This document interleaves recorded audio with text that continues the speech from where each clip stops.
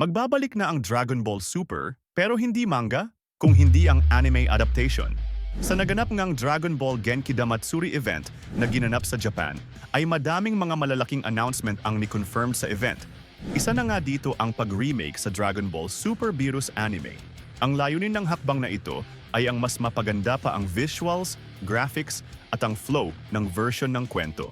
Isa pa sa mga naging highlights ng event ay ang pag-announce ng bagong anime arc na gagawin ng Dragon Ball franchise. Ito nga yung Dragon Ball Super, The Galactic Patrol Anime. Napakalaking pasabog nga nito guys dahil isa nga ito sa pinaka-hinihintay ng lahat ng Dragon Ball fans.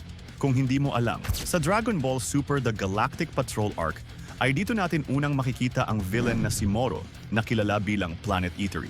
Dito rin natin makikita na gagamitin ni Goku ang iba't ibang variation ng Ultra Instinct. Ito yung Ultra Instinct Omen, Ultra Instinct Sign at ang Perfect Ultra Instinct. Makikita rin natin dito ang isa na namang epic na laban ni Goku sa isa sa sinasabi na pinakamalakas na villain na makakalaban ni Goku na si Moro.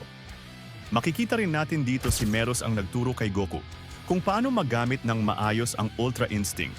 Kumbaga ang master ni Goku sa arc na ito. Ipapaliwanag din dito kung bakit bawal gumamit ng dahas ang mga angel sa kabila ng lakas na meron sila at ang pagkawala ng isang angel sa kwento.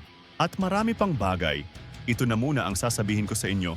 Ayako naman kasi na ma-spoil kayo. Ipinakita nga rin sa presentation video sa Genki Damatsuri event ang naging pinakaunang journey ni Goku hanggang sa kasalukuyan, kasama na rin dito ang pagpapakita ni Goku ng lahat ng naging transformation niya. Pero ang isa sa mga naging highlights doon ay ang Ultra Instinct form.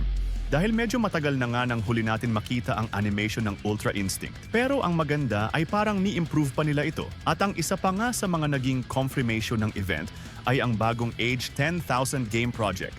Dito ay ipapakita ang mga bagong karakter na nilikha ni Akira Toriyama bago siya pumanaw. Isa pa nga ay ang Dragon Ball Sparking Zero.